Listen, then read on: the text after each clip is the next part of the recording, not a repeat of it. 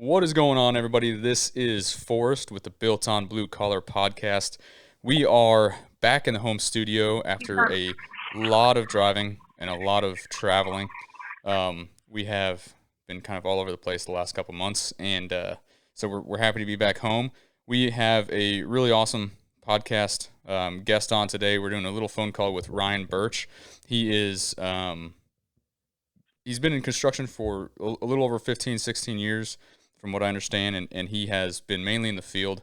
He kind of switched over to some recruiting side of things later on in his career, and now he's finally kind of breaking from that, and he's starting a family farm with him and his dad, and moving across the country. So Ryan, I appreciate you coming on, man. Thanks. Absolutely, I appreciate you having me. Yeah, man. Just so that the listeners know, we before we kind of kick into the podcast, we are actually looking right now at adding a few sponsors to the podcast. We've been talking with a few agencies, a few companies to bring on to the podcast.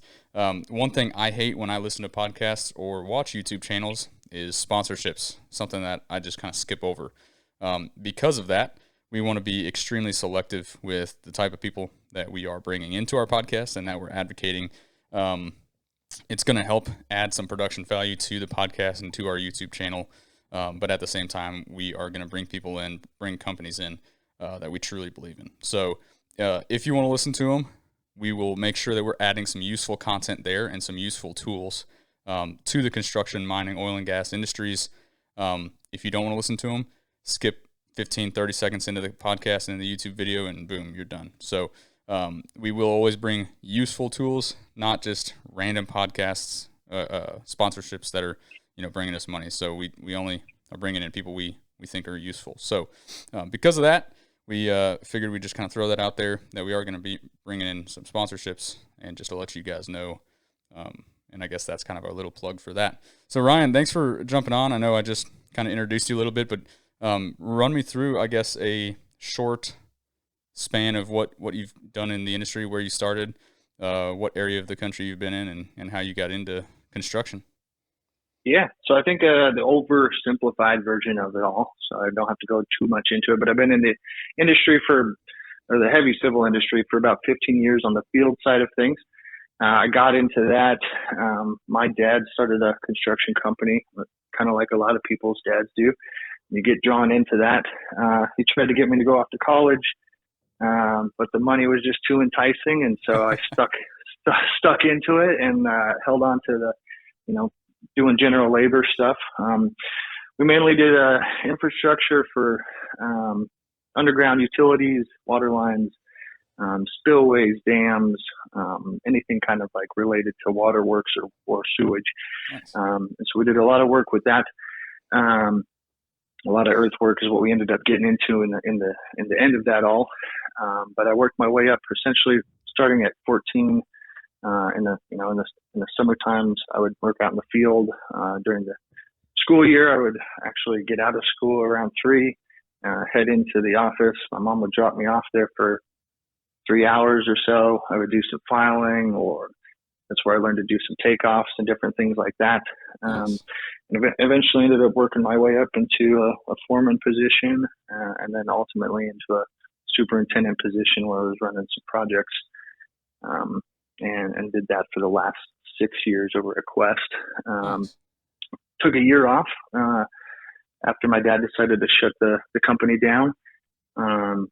Decided to try my hand at a couple different things, kind of just taking a breath from supervision. I was it was getting kind of old babysitting people a little bit. Yeah. And so I just took a break, a siesta, if you will. And then I ended up diving into over at Buesing and doing some of the recruiting for them over this last year. Nice. Which They're an awesome I mean, I don't want to speak for you, but man, we've been watching those guys. I love watching what they're doing online. Yeah. So I was running a lot of that stuff recently over the past year. I was really trying to kind of boost some of that stuff up. I think it's really important that it was important for me from a recruiter standpoint that the company looks attractive, right? And actually, if you go back onto the Wayback Machine, I don't know if you've ever heard of that. Are you familiar with that? No, not at all. So there's a website called the Wayback Machine, and you can actually go back and look at old websites as long as they've been clicked into or retained really? on the which is That's really pretty interesting cool. to look Yeah. to look at the process, because that company's been around for 65 years now, Yeah. and you can click back in, and even just as of a year ago, right before I came on, our website was stuck in the 80s, really, Mm-hmm. even the 80s, 90s, right, and it very cluttery. There was supposed to be information there that wasn't there. When you click Yeah. on the link, they're broken stuff, and so I was able to kind of take that on, because the recruiting side of it really wasn't a full-time thing for me. I was used to handling a lot more than that. Yeah. And so was able to just grab onto the social media side of things, grab onto the website, managing that side of things. And I think it really paid off for me. Yeah. Yeah. Just adding more value to the company where you can. Yeah. That's Absolutely. awesome. Yeah. Well, so I kind of have a couple questions just based on what you were just saying. So kind of for our listeners out there, kind of our topic for this podcast is going to be why, good content, why, making your business look professional, giving all the information, upgrading your brand, your website, your content, and staying active on social media is important. That's kind of, I think, like you were saying, the website was kind of stuck back in the 80s. And we talked to so many contractors out there that it's literally like, I don't even know, just like one paragraph on a blank page with their logo on it. And it's just, Mm-hmm. there's nothing there. Like, that's not going to get you anything. Your people don't know what to look for. Clients don't know what to look for. You click on a website like that and you just bounce right back off of it. And it doesn't add you any value. So, like, why have it anyway? But Absolutely. I know, just based on what you were saying, between, I guess, you dealing with the kind of stressful scenarios out in the field, were there any like reasons why you think that it may have been like that? Do you think that media could have helped that in a way? A lot of times what we see is, like, when we come out there to take photos or videos and kind of interact with the folks out in the field, they tend to take pride in like what they do, and then from then on out, it's kind of like I guess a snowball effect. They just continue to work hard, love what they do, just because they're seeing like, hey, we're able to show off what we do, and wow, this is really cool. Yeah, I think the people that are willing to stick around and the people are willing to stay are the ones that are loyal to you and loyal to your brand, and actually add value to that in the long run. So having some of those people on that team of yours that are in it to and consider it a family, have that Yeah. loyalty. Those are the ones that really are helpful when you're doing the social media side of things. They're not super shy about it. They're excited about these different things. Like, we had a thing called Buesing's Best, and Nice. Yeah. it was one of those things once a month, call it Employee of the Month, essentially, right? And Yeah. it's one of those things that everyone got kind of excited about. They got thrown on the website or social media pages, on our LinkedIn, whatever it was, and they were appreciated for that work. Yeah. Nice. Yeah. I think that's really cool to see a lot of times. But so when you came from the field, right, all these 15 years of field work, and then you moved into that role with Buesing, like, did you ever expect to kind of like land in the media, social media, like, world? Was it, when you took that over and you saw the value that you were adding, was it something that you saw when you were out in the field, or was this brand new to you?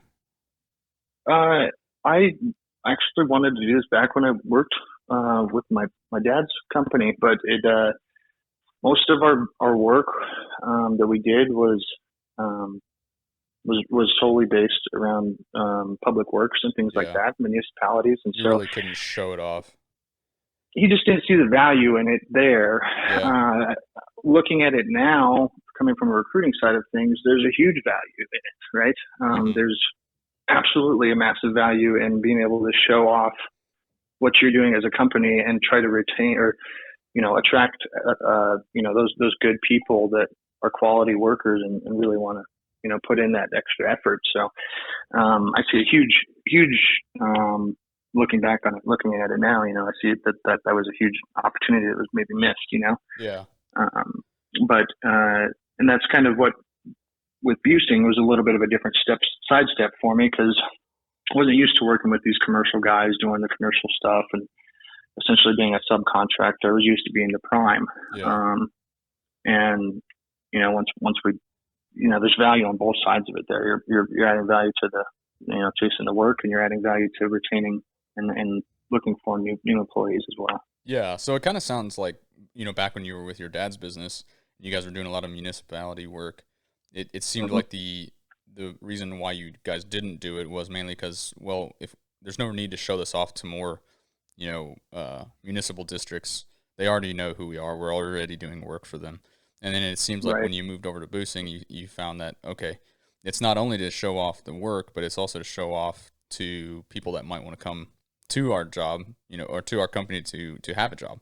And Right. that's huge as well. We talk a lot about that because they're like, yeah, I don't know really the reason why we need to do a better website because, like we've got plenty of work. We're not looking for any more work. And I'm like, yeah, but are you looking for people? And they're always like, yeah, Mm-hmm. man, we're really short staffed. We need a lot of people. I'm like, there you go. There's your reason. And nobody really thinks Yeah. about it. But the first thing you're going to do if you're looking to go to work for a company is you're going to look them up online. You're going to look them up on social Right. media. Yep. Yeah. Yeah. It was interesting because I'm big into spreadsheets and different things like that. I want to run numbers and I want to look at that stuff. And that just goes back to my days as a superintendent, figuring out my daily costs and everything. But, I started doing that. I tried to incorporate that into the recruiting side of things, and I really figured out, the retainage that we were hiring. I'm hiring these people. They're coming through the mill, if you will, and they're coming out the other end. And like, how long are these guys actually staying? And I ran all sorts of crazy spreadsheets that showed, our retainage and why they ended up leaving and all this stuff. And it was super fascinating, super interesting to look at that. And it really helped kind of us make some other focuses on some different things as well. So yeah. Well, it was able. So looking at that, what are some, like, based on the metrics that you took a look at while you were working at Buesing, what were some, benefits that you saw from showing off the company on social media and like relating to retainage? Did you see any kind of difference? I saw it in the younger kids, which is really where I think it's going to play more into. You've got the older guys that have been there. They've been in the industry a long time. They know what they're worth. They know what they can do.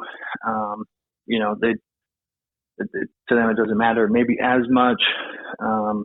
We saw a lot of stuff from the younger kids though. Like, man, I've been watching you guys on Instagram. It's some of the stuff you guys do is incredible. I want to learn how to do that. Yeah. And you might only be hiring that person as a laborer, but you're starting to build that, relationship with them right from the social media pages on Instagram or Facebook or LinkedIn or whatever it may be. Right. Yeah.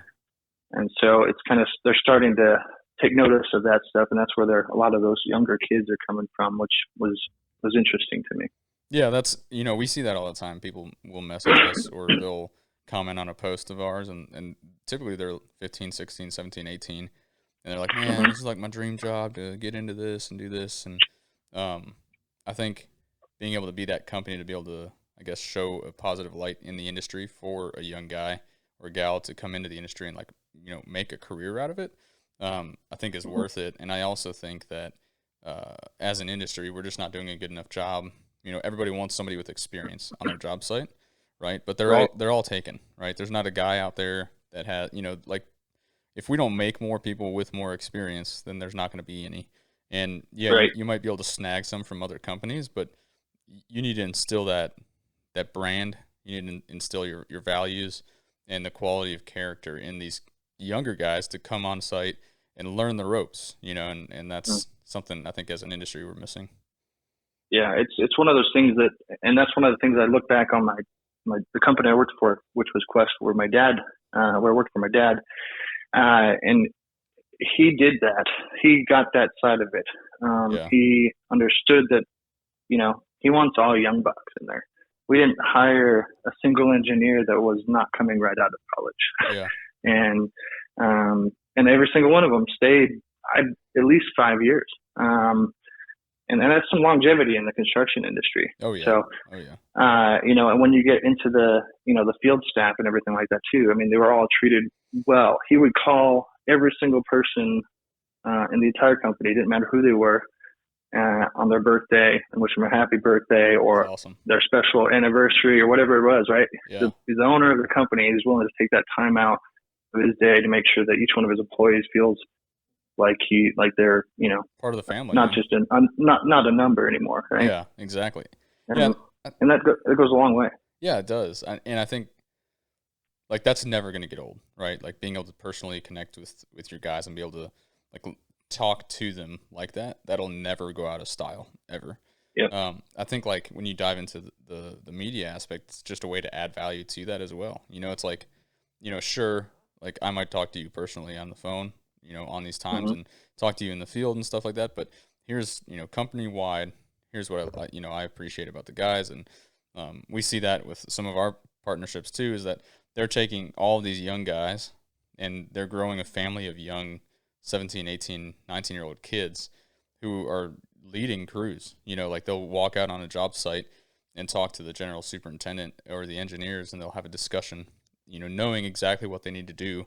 And a lot of times the engineers and the general superintendent will be like, all right, well, where's the boss? And it's like, I am. And well, how old are you? I'm 19. Well, what? You're running the crew? And it's like, yep. Like there's young guys out there that are very capable to do that. All they need is the teaching, and on how. And social media just, to me, excites the younger generation into the purpose and the reason behind what they're doing. Yeah, it's just it's one of the most economical tools out there to get your name out there anymore. Yeah, it's worth every penny. Whatever you're investing into it just makes sense always. Yeah, well, that's what we can't get across to a lot of people. Yeah, getting those quality pictures, and I mean, you can take pictures with your cell phone and stuff like that all day long, but the difference from your cell phone to an actual guy that knows what he's doing with a camera or a drone or whatever, it's invaluable. It's one of those things that you just can't. It's worth the money. Yeah. You can really get some really cool shots, and you can get people excited about some of the simplest tasks, right? Like moving dirt from A to B, which is all that exciting in the reality of it, doing that every single day. But you can get people really excited about that stuff. Yeah. And that's what matters. Well, like I know when I was in construction, right? Everybody who's working construction wants the biggest, baddest jobs, right? Like you want to do, especially when you're young, right? If you're a little older in the industry, you might have already had a few of those large jobs that you can put on your resume, and you're about to retire, and you're like, yeah, I don't really want another one of those, right? I've had superintendents that have done that. They've done a lot of high rises down in Miami. They did high rises here in Dallas, and they were just I want to do the simple projects until I retire, and that's good with them. But as a young, buck in the industry, you're wanting to dive after those large projects. And I think these companies out there that are showing the type of projects and the I guess the importance or the high profile nature of them, I think that will attract more young guys as well. And I think a lot of times we say, okay, well, we want to show our competence over the project that we're doing to the client, so that the client knows, hey, we're able to do this project. That's what I've been told a lot of times. Hey, we just don't show enough of what type of projects and how big of projects we've done in the past on our website. So we need to get some of that on our website to show off for the client. But showing that off for the employee is just as, if not more important, because it's going to attract those young guys to want to do their best job on a high profile project. Absolutely. Yeah. We've got that here in Phoenix, we've got that TSMC, which is hitting heavy and hard right now, and that's been one of the I've noticed that those younger kids want to go out to that job. It's a $68 billion job. It's a big boy. It's a big boy. That's crazy. I'd like to go photograph that. It's so hard. I've tried. It's super hard. Yeah. They actually have like a full security system that can tell if a drone's in the air and all sorts of stuff. Is it an Amazon? You said it's an Amazon project? Or No, it's a chip plant. So there's like oh there's like all those proprietary things and all yeah, this kind of stuff, right? So they've got like super high security when it comes to the whole thing, and and we can't even, we're not even allowed to post stuff about it on our Facebook and stuff. We were able yeah. to take some pictures and kind of lead on that direction, but you just can't come out and Say fully this is what say we're it, doing. Yeah, Yeah, and our portion of it is only, I think we're pushing now between 80 and 100 million, and that's it. And that's just the earthwork side of things. So that's there's just crazy. a ton of work going on out there. Yeah, no kidding. And a lot of Yeah, need for young guys to come out there, and it sounds like yeah, you're driving folks out there, especially when yeah. the young guys get on the crew, they hear about that project. Ooh, I want to go out to that one. We had at one point we had 100 pieces of yellow iron out there, Man, and 30 of those were 657 scrapers, and we had all the motor grazers and the dozers. I mean, it was just it was a sight to see. It was really cool. that's really It's a cool. really cool project. Yeah, that's awesome. That's a lot of work. That's a massive project. Yeah, I think there's 3,500 people right now out there working right now. Wow, So that's insane. yeah, it's a lot. Yeah, A lot going on. no doubt. Well, what are some other things that you've seen in the industry that have, I guess, helped you out with recruiting, I guess, younger generation or, middle age, you know, guys out there to coming in and taking this career? I think a lot of it comes down to culture after that. I mean, it doesn't matter if you're paying top dollar. If a guy comes in and the culture is awful and people are not easy to work with and they are playing favorites or they're unorganized, right? And there's not a clear path to what's going on. There's not safety involved, right? Yeah, There's no real safety program. All of that stuff that's based around the company's culture, that stuff is going to throw that guy right out the window. It's yeah, going to chew him up real quick and spit him right out. And he might have been one of the best guys you could have had, but the company culture wasn't built in a way that's sustainable for that kind of stuff. So you're going to get super high turnover. yeah, And I think that's just probably the next best thing that you can work on is your culture as a company. yeah, yeah. I mean, I think culture's. I mean, we dive into this almost every podcast where it's culture is one of the most important things, and that's the thing Yeah, is you get to shine that through your posts on social media. You get to show that off to absolutely. the Yeah, world, right? And we always say when we're diving into partners' social media and kind of teaching them how to use it, we always tell them that what our goal here is to show them the true expectations of your company, and not to right. show them that an operator is just going to sit in the cab and somebody else is going to clean his tracks or whatever. Maybe if you're in Hmm. the union up north, they'll have a separate guy that's just doing that. But what we're showing off is the reality of how it is out there, the true expectations of how much work you're going to be doing, the quality of character that the company puts forth, and the value system, the whole purpose to that. And I think that's an essential piece driving that culture through. Yeah, yeah, absolutely. And the biggest part of that is I think what you said, the expectations, right? That's the one thing I pull from that. Like, it didn't matter where I went when I was doing that, when I was in the superintendent, even the foreman position, I really tried to set those expectations out of the gates, right? Yeah, A new guy's coming in and he's, hey, this is what I expect. And these are my expectations. How does that sound to you? And generally the guy's just happy that he's got a job at that point. He's going to say, heck yeah, let's go.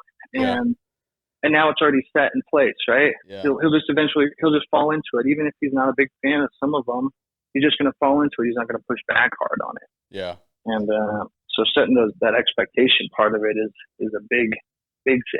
Oh, absolutely. Yeah, and like you said, especially the guys out in the field. That kind of brings me into another question. Is like, okay, as a superintendent, as a project engineer, APM, a project manager on a job site, whatever it is, estimator, whatever. Like, how important is it for individuals to post on Instagram and post on social media and talk about what they're doing in this industry specific? And also, how important is it for the companies that have those folks to allow them to do that? I definitely think they should allow them. I don't know they should. I'd be surprised. I'd be surprised if there was a company that wouldn't allow it. It'd be really mindful. I'd be interested to see what their culture is like. Yeah, no, there's a few out there, man. We've talked to friends that, you know, they're not allowed to post anything on social media, you know, because the company, you know, is either worried about safety issues.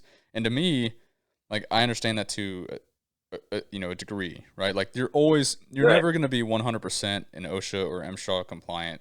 Like, that's not possible because there's so many new rules coming out. There's so much to look for. You want to be as perfect as possible, but you're never going to be perfect. So I understand to a degree, let's not show that stuff off.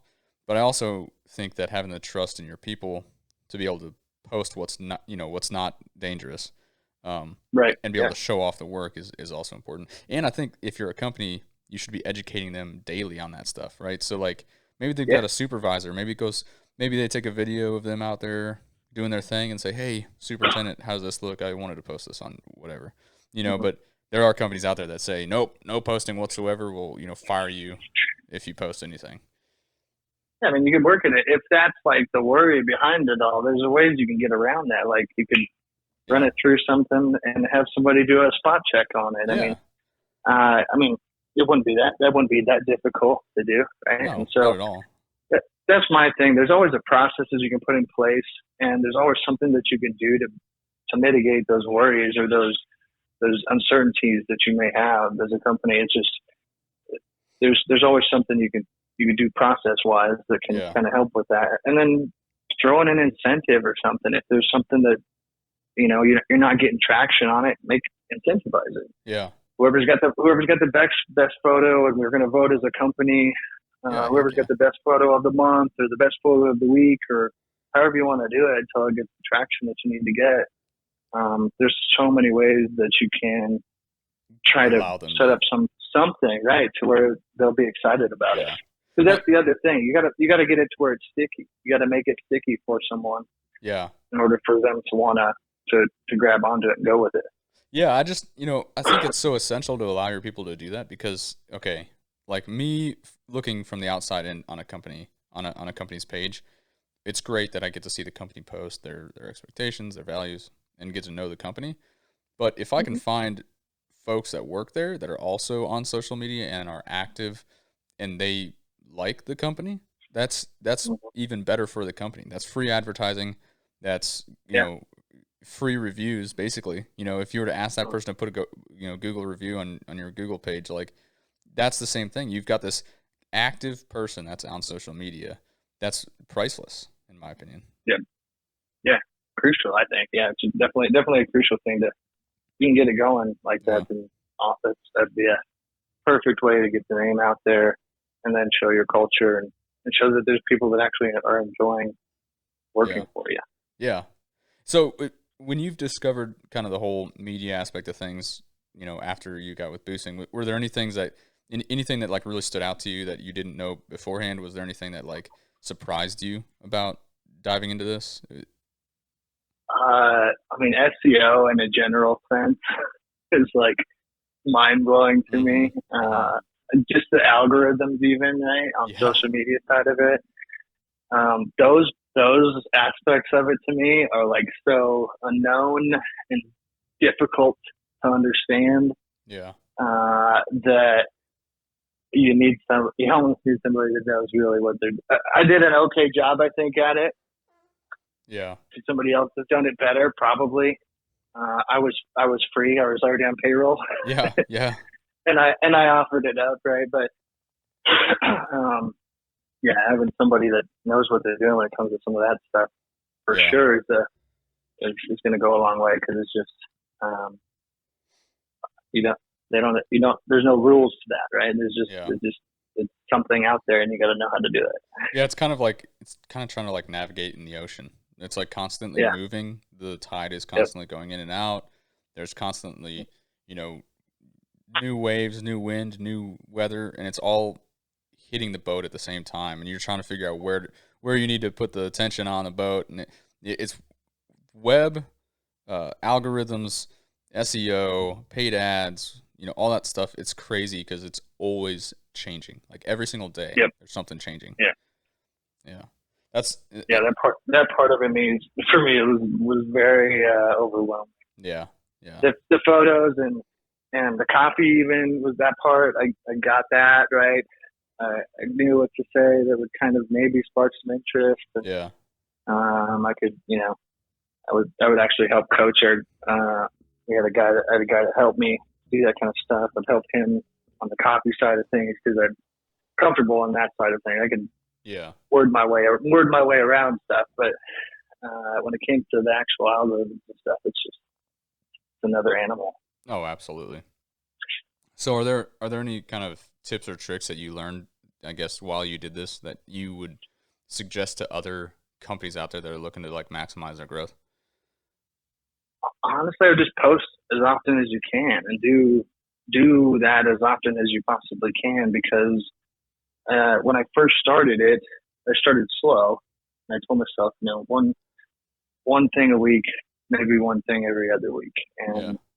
um, and that's how I started. And then as the months went by, I started posting more and more. And I remember I hit safety week, and I said, safety week, I'm going to post something every single day. Yeah. I'm going to have this whole thing laid out like what this whole I don't know what the series I guess you'd call it, right? Yeah. Of what I was going to post, and made this thing up, and that week was like bonkers. And that's one of the weeks that everybody else is already flooding social media with stuff, right? Yeah. And so I was like, okay, well, you just gotta post as much as you possibly can. So after that, I was trying to post as much as I possibly could. Yeah, it's funny because we talk to people about that too. I'm pouring myself a nice glass of whiskey because it's about that time here in Texas. Mm-hmm. Oh yeah. All right. So yeah, like we when we talk to clients about social media, typically they're like, yeah, like we'd like to post once a week or once every other week, and I'm like, that's nothing. Like that's Right. you're not helping very much at all. Like you've Mm-hmm. got to be consistent with it, and Yeah. consistency, you know, is also the amount that you post. Like if you're consistent every 2 weeks, it's not really going to get you much. You got to think of it like Right. how much do we put in savings? If we put in savings $1 each 2 weeks, or if we put in savings, $5 every week, or $10, whatever it is, like your growth is going to be, exponentially larger Right. the more you post. And there is a such thing as too much posting, but honestly, Which I agree with that. Yeah. yeah, but like at the same time, a lot of these companies, they don't get one post a day, 2 days, whatever, Mm-hmm. and it really degrades. Like you never see them, and then all of a sudden you're like, oh, that's cool, and you'll just swipe right past it and stuff. And I think Yep. being able to shine your light and shine what you guys do should be a continuous process and not just once every 2 weeks. Yeah. Yeah. Yeah. It's I think it takes someone that is dedicated to it and is willing to put in the work for it. You need to have somebody kind of on it, not necessarily full time, but at least it's paying attention to it full time. Yeah, yeah. Well, and I guess that brings up another topic is like if you were to talk to a company that has zero social media presence and like nobody working on it right now, like what would be the areas that you'd tell them, like if they had nothing whatsoever, what areas would you say are the most important to start focusing on?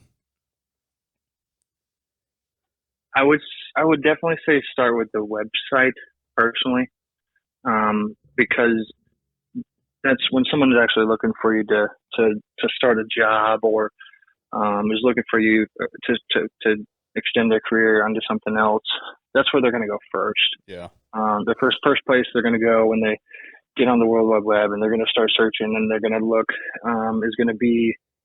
is just going to be the website, and then from there you should have some sort of links, right, leading into your social media. I mean, it's really that's what I would say. I would say Yeah. the website first. If it's not up to date and it's not clear and it's not concise and it doesn't draw your attention in just immediately, that needs to be done first, and then focusing on some of the actual getting all the other stuff done. Because the website, at least if you get that up to par, at least you've got that front that front facing Yeah, that thing, and then you can foundation. start, and then you can start slowly working into some of those other things that are maybe more tedious, you know? Yeah, yeah, yeah. That's important. A lot of times, like, yeah, when we start a new website, we'll typically take a visit or two out to the job sites, get some good content for the website. But at least having that Right. structure, right? Building that structure, that foundation up front with the website and the Yeah. branding, um, being able to draw that right into the tools that we're able to build for them, after Hmm. that or in that, we have a lot of tools that we place inside of our clients' websites that they had no clue they were able to do beforehand, but they're able to, Right. and Right. now Yeah. they're Yeah. able to make it easier. You're able to, send files over to, a general contractor through your website. You're able to get them their own profile. You're able to, send plan sets. You're able to communicate. You're able to do all these cool project management tools, Hmm. estimating, anything through the website. A lot of times, which is really neat. I think, yeah, it's a spot that's not often looked at that should be, and I think our Yeah. industry's in the stone age is on it. Oh yeah. Yeah. But you start to see everyone starting to come around to it, I think. Oh yeah, And the ones that are not starting to come around to it right now are going to get left a little bit behind, I think, mm-hmm. because if you don't jump on the bandwagon right now as we're moving forward, I mean, you can see if you follow any sort of just a couple different companies, you're going to start seeing all these other ones, right, that are actually following along and doing this stuff, and you know, you're gonna see that there's a lot more people doing it than you think. Yeah, A lot more people investing that money and that time into that presence, right, and absolutely. and paying off. I just one thing I don't understand is we've seen, when we first started Eagle Eye, one thing that we were going after was every single trade out there, which I still am, Mm-hmm. right? But the influx has been in the civil industry and showing off the civil industry. It's funny that, like, you wouldn't have thought that that would be the trade that would have stepped up to the plate and started doing this first, but Right. they are, and like you've got, any kind of MEPs, whether that's HVAC, electrical, plumbing, anything out there, or you've got drywall, you've got framing, you've got concrete, all those trades out Mm. there. Nobody's really Right. doing this type of social media presence, website, media, all encompassing growth. And it's really That's a good. interesting to see the civil industry do it first. That is super interesting. Now that you say that, I never really thought about that, but it's very true. Yeah. You would think that these home builders or these people that are doing the different parts of building homes or buildings just in general would be all over that stuff. Yeah. And they're And not. it is right, and it's pretty funny that the civil guys are the ones jumping up to the plate. Yeah, well, and moving mass amounts of dirt, that's really cool to watch. Like, everybody loves Yeah, heavy equipment. Everybody likes that kind of yeah, stuff. But like, you think, like, iron workers like never show off what they do, and they're one of my favorite trades. It was always the civil right. industry and iron workers. Like, Mm-hmm. steel erection was one of the most favorite parts of the project. You got to see the Mm-hmm. skeleton of the project come up out of the ground. It went from dirt and concrete to a massive structure in like a couple days. But nobody shows it off, right? We see it driving down the road, and a lot of people don't pay attention Mm-hmm. to it. But Yeah. now, we're seeing this influx of young guys looking at the civil industry and saying, "Ooh, I want to get into that," right? Because of all the media that Mm-hmm. it's been blown up. And then you see Yeah. trades like iron workers and electricians and all those other trades that are having struggles, just like the dirt industry is. But they're not able to bring anybody in because nobody knows what they're doing. Like, if we Right. don't know what you're doing, like if a young kid doesn't know what an electrician does, if a young kid doesn't know what it means to be an HVAC tech, or putting up drywall or whatever, concrete, Yep. like, nobody really wants to do concrete, but still, No, I it's a don't. you could get a good career in concrete, but I, it's funny you say that because I got offered. I worked with the gal that I started working with. She was the HR manager over there at Buesing, and I'd worked with her over at Quest.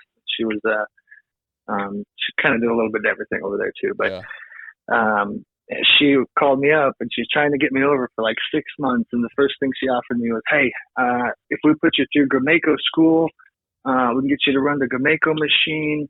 We'll pay you $50. We'll pay you $50 an hour." And I was like, "Nope." hell to the no, no, no. I was like, "I don't even care that it's $50 an hour. That's great pay, but nope, I'm Yep. good." Yeah, I mean, like, some people are just inherently good at concrete and they really enjoy it. And I think it has to be an art Yeah, form, right? Like some dirt guys are really great artists at earth moving, and that's awesome. absolutely. Some people don't want to be in the earth moving industry and they're not built for it, and they would rather be painters or something like. And that, I think Yeah, that's the thing, is like, what are you passionate about trade wise? What makes you, the most artistic, joy in your life? Because every single trade that you do is an art form, right? Whether that be yep, dirt or painting or electrical work. Like, I've seen some amazing data cabling guys. Like, those guys make it look so pristine when it's done, and they show so much pride in their work that it's just yeah. amazing. That's why they call them craftsmen. I mean, that's Exactly. the whole. It's a craft. It's something that you can do with your hands, and the people Yeah. that do it well do really well. Yeah. And yeah, the money on it is exponential. I mean, it's crazy what we were paying.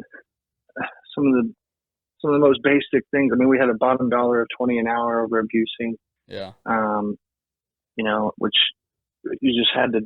Our rates were going through the roof with all that stuff. Yeah. We were paying some motor grader guys 36 an hour. I mean, we're a right to work state here in Phoenix Mm-hmm. and or in Arizona, and you just don't see that kind of money. At least I didn't used to see that kind of money when I was here. Right. That's the Yeah. whole reason I started traveling, was Yeah. because you got the travel pay, the per diem, you got all Yep. these different perks and benefits, and Well, but um, and then you think, okay, so all these guys that are watching us on social media, and I think this is a big change, and I'm sure I've said this on other podcasts many times as well. But you start to notice that the younger guys really are not looking for the pay as much as we like mhm, having good pay. As young guys in the mhm, industry, we're looking for something that, like, we can wake up and go to, have pride and joy, and know that we're like changing the world right, actively, right? Like, yep, I think it's the purpose drawn through the social media, the purpose through the website and the branding, and what it means to work there.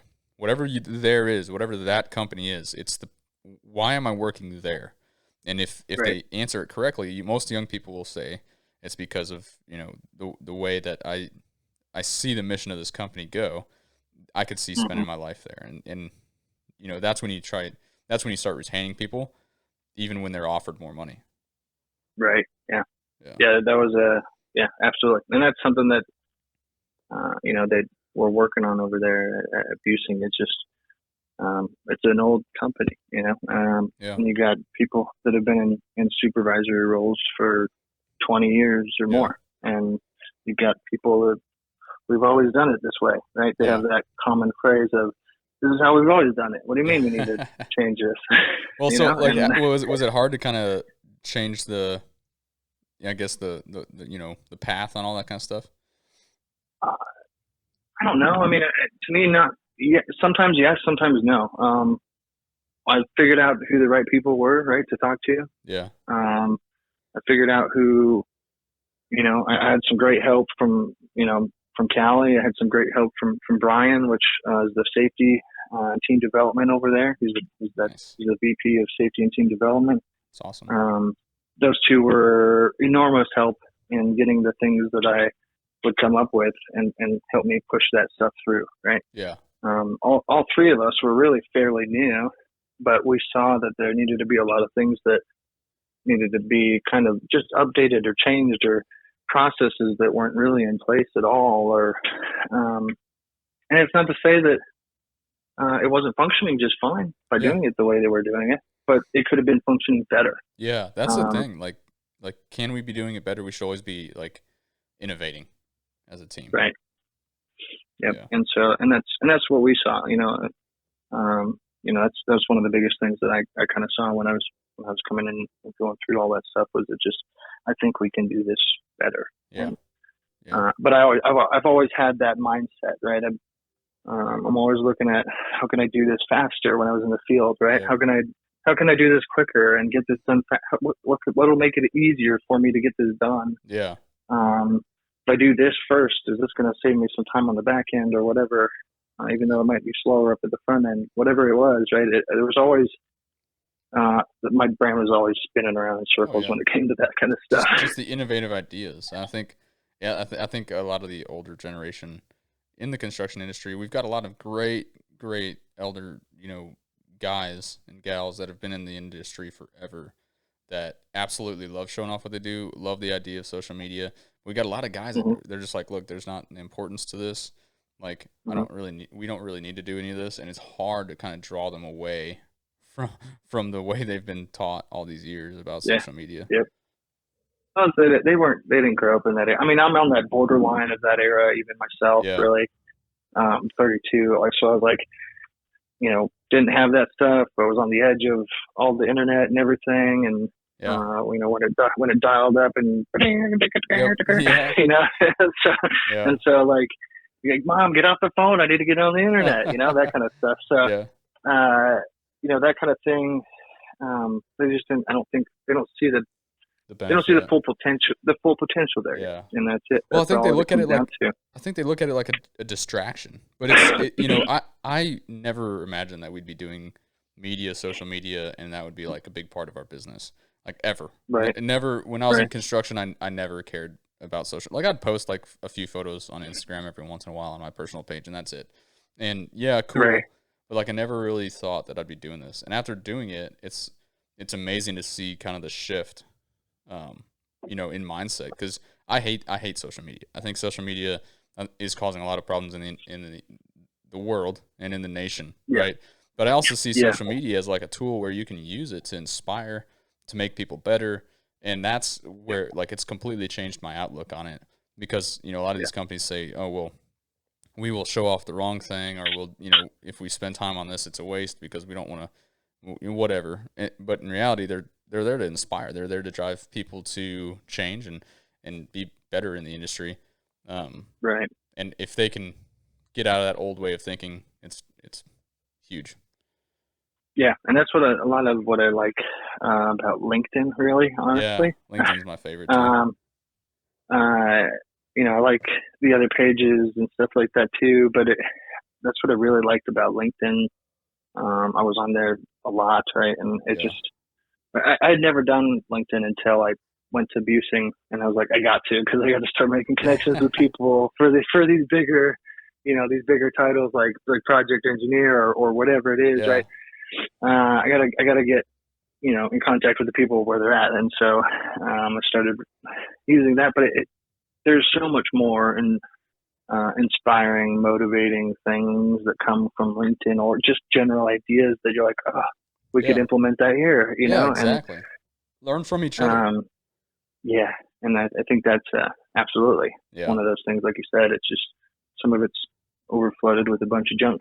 Yeah, it honestly is. But I mean, like you and I got connected off of LinkedIn, Yeah, Like, that's how we Yeah. met each other, and it's cool that we're able to do that with folks that are in our industry. Like everybody on my LinkedIn, unless they've just followed me or whatever, like I've had at least some type of interaction with them, or at least I know about them, and like they're part of the industry that I'm at and I'm in. Mhm. And I think that's really cool because I've got all these folks from around the entire country with companies that I really respect that are active on LinkedIn, that I get to watch these guys and see what's going on, and I get to be able to communicate back and forth with them. I get to inspire them, they get to inspire me. Like it's just constant growth and knowledge. I think Yep. there can be, like we were saying, a lot of BS on there, a lot of crap on social media, but you can learn so much from just paying attention to folks on social media. Yeah, and a lot of it comes down again to that algorithm, right? If you start following, if you kind of you start running across a bunch of that BS, and you start trying to either skip through that stuff quickly or just hide that stuff, it really fixes your own personal algorithm in your own life when you're scrolling that stuff to just only see some of the good stuff. And, Yeah, that's true. Yeah, that's cool. Well, I know we're coming up on 50 minutes, almost an hour. Is there anything else as far as like this that you want to dive into, that you kind of want to show off about what you've learned, or we kind of covered a lot? Yeah, I mean, the reality of it is, I think it's just some of the biggest things are taking some leadership, having that leadership within your company, and those people that are willing to, take that extra effort to put in some of the time that's needed to reach out and find the work and find the people, the right people, really. That have a passion for your industry. That have a passion, just even for your company. Yeah. And, like I said, Buesing has been a great kind of I've been able to see that, right? So, I mean, I think it's like 1 out of every 3 people at Buesing has been there for over 5 years. Yeah, that's awesome. And there's 300 people there, so 100 of them have been there for over 5 years or more. And so a lot of them are pushing. One just pushed 32 the other day. That's awesome. It just the cultures is a big thing, and just making sure that you're getting some of that retention that you really want out of it. Yeah. Otherwise, you just turn. Yeah. Yeah, that's cool.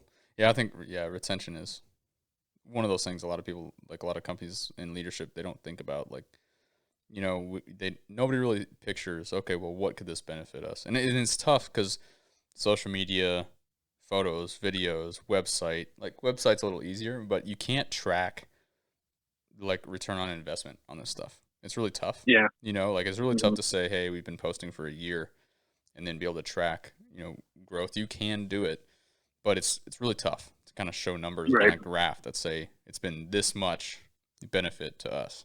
So it's really kind of like a faith walk when you dive into this stuff. Is like, hey, we believe that if we show off if we show off our value system, if we kind of show off those true expectations, it will benefit us over the long term. Not, we're not here for the short term. We're here for the long term.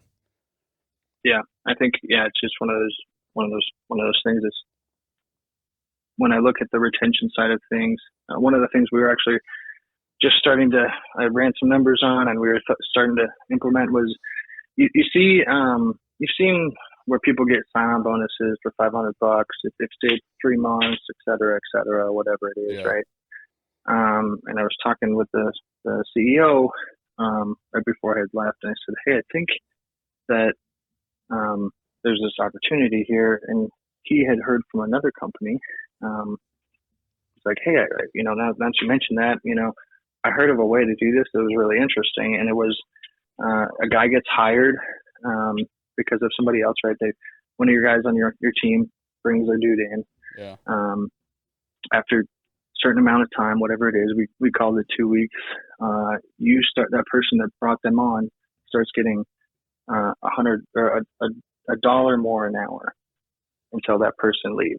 Nice. And what it turned it, and when you think about it and you really dive into that side of it, you could cap it at that regular 40-hour work week. It doesn't go into the overtime, however you want to structure it, but you're not talking a whole bunch of money, and you just created, in Buesing's case, 300 recruiters, company wide, that are now trying to earn that extra buck.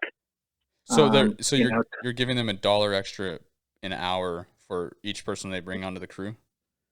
Right, and they can bring up to 5 people on, so they could potentially earn up to $5 more an hour for every person. Yeah. So a laborer that starts off, you said, at 20, could come in, bring 5 of his buddies. He could instantly be making $25 an hour. Right, and then that's also going to be like, that's going to create some of that culture that you're striving for. I think, again, we haven't started this, so I don't know, but I think it would create some of that culture that you're striving for, because you're going to be like, dude, you can't leave. You got to stay, like, because he doesn't want to lose his dollar, because as soon as his buddy leaves, his dollar's gone. So he's going to have his buddy try to stay more, right? Yeah. Well, I would hope that, like, once they get him on, the hope is that they wouldn't want to leave, right? But if it's right, but if they get paid, like, let's say somebody gets on right away and then he gets offered something better elsewhere, it's like, hey, bro, like, stay. I promise you it's worth it, or whatever. I think, especially as like the young generation, we have a lot of guys that have just come into the construction industry, and they get taught really bad culture right off the hand. And they're taught right as they get in that, hey, you got to go where the money is. You got to go make more money and more money and more money. And they don't get to see anybody that's happy in a career. So they drive after that money. And then finally, when they find a place that's like could make them happy, they really don't know the difference, right? Like they don't know that it's a place that's going to make me happy. And so people just keep jumping for the extra dollar. And I kind of noticed that with our trucking and our concrete department. Yeah. Our teams, I'm going to call them teams. our trucking and concrete teams, they had that same kind of philosophy, like the turnover rate was insane on those. Yeah, it always is in those. It was just so tough. Those were some of the toughest ones I think that I had to deal with as a Yeah. recruiter was the turn and burn on those guys. And yeah, I think our retention was 36% or 38% retention past a year. Yeah. And it's a long side industry average, but it's just that's so mind blowing to me that Yeah, for that's what it those was. kind of positions. Yeah. Because I came from something a little different. We were about 180 people at Quest when I first was with my pops, and I think I only ever had to hire 3 guys. Yeah. The entire time I was there, and at Buesing, I was as a recruiter a little bit different, but I was hiring on average 6 people a week. Sometimes I'd have 3, Yeah. sometimes I'd have 15, right? That's I mean, because every single week. that's the result of years and years and years of bad culture in the construction industry. That's what that is. And part of it, what I also, and I got to give them a little grace because part of it I think comes down to their growth too. And I gotta pound that home a little bit because it's like their growth in the past 3 or 4 years has doubled from 150 to 300 now. Yeah, that's employees.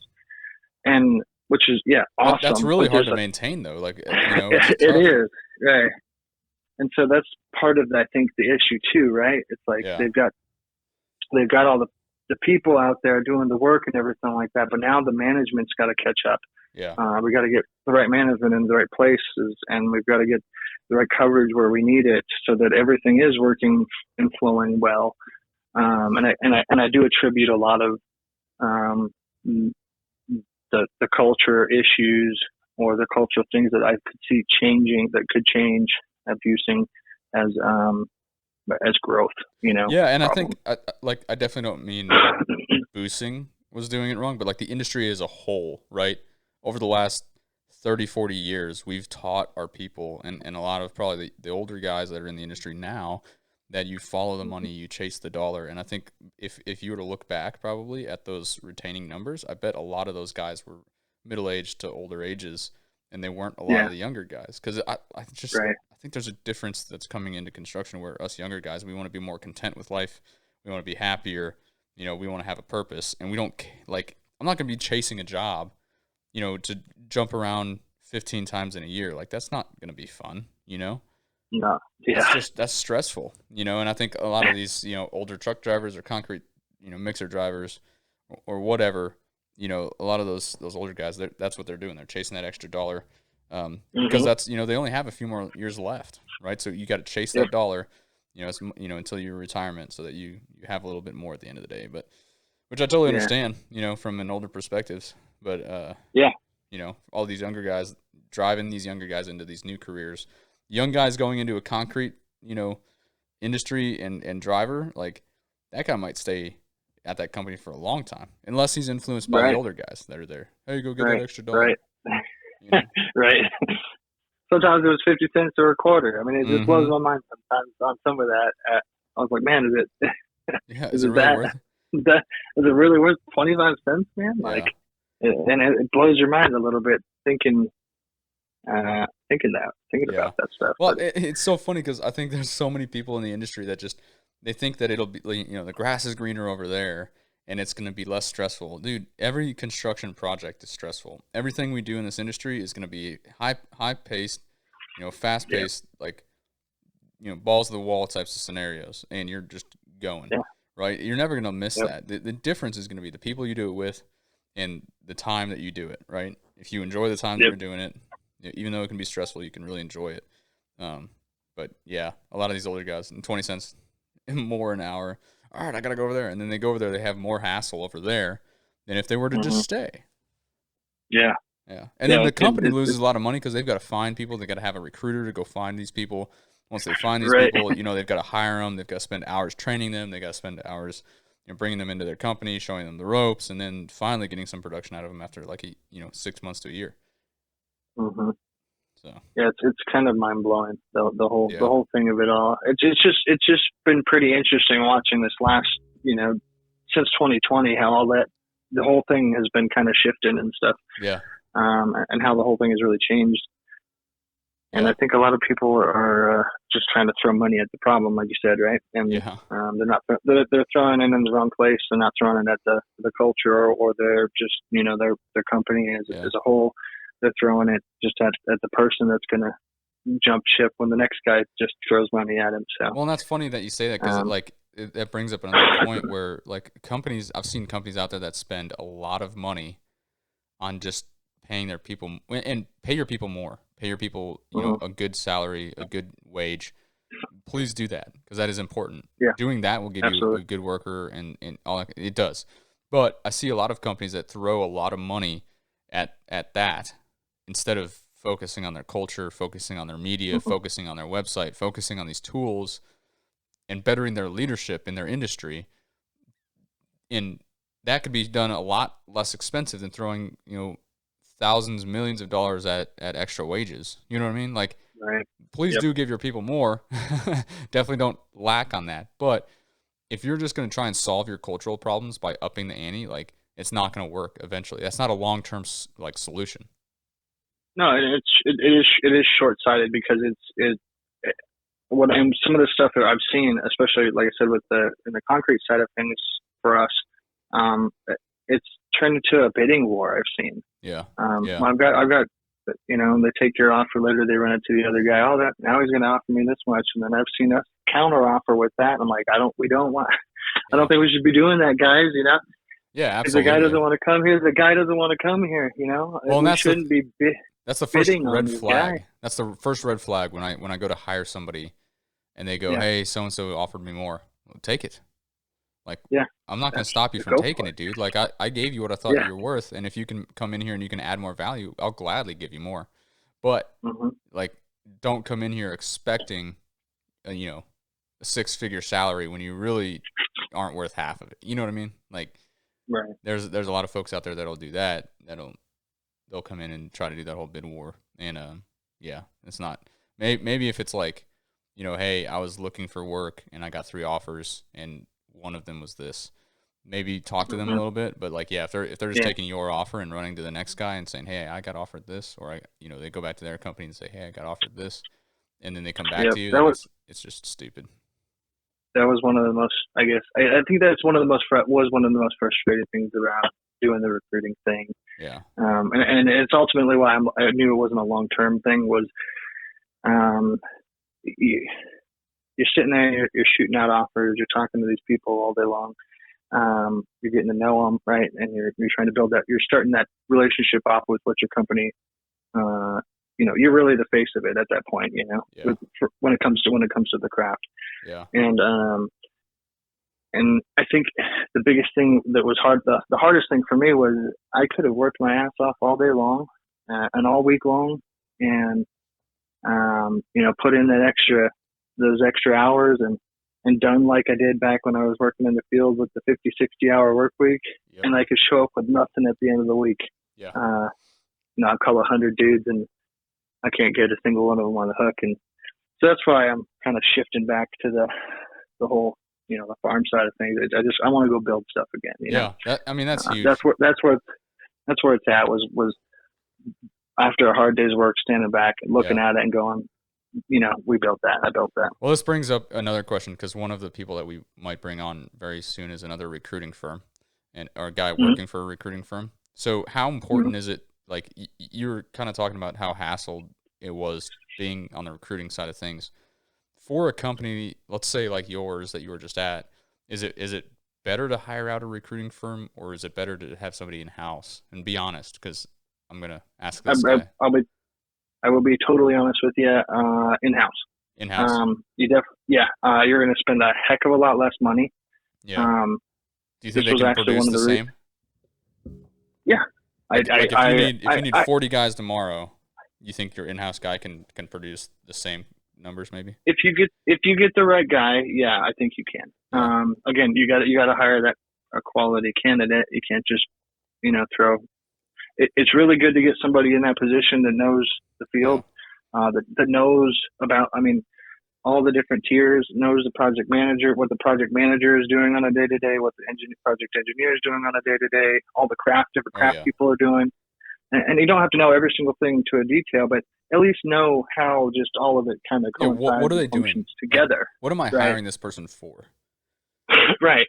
And so if you had a firm that was reasonable in price, that could hammer out a ton of hiring in a short period of time and you needed it, would you rather rely on your person in-house? I really think it's worth the time to wait. Because rushing off in the wrong direction is never going to get you anywhere good. Personally, I think. You're right. I'm only saying that because I haven't seen the recruiting firm that has been reasonable. Yeah. Well, and that's because we started doing recruiting. I ran a spreadsheet on that whole thing because they sent me the CEO sent me two guys. He said, "Hey, I want you to interview these two guys and get with them and let me know." I was like, "Okay, well, let me just see what their agreement looks like first." So I had them send me over their agreement, and I mean, those guys were tacking on 20, 30, 35% of the first year's salary on a 6-figure salary. For one, we were looking at two people, and it was my salary for the entire year for those two people. Yeah. And I was like, yeah, that ain't gonna cut it, dude. I'm not gonna hire these guys. If you want to do this, you do it, because I'm not gonna be the one that's sitting here pulls the trigger on it. You're gonna give these guys my entire salary on. It's just not gonna work for me. Yeah, I've got too much. Go ahead. Oh, nothing. I was just saying that's kind of, when we started doing this, one thing that we saw that was really tough with clients was that they couldn't find people that really matched their culture.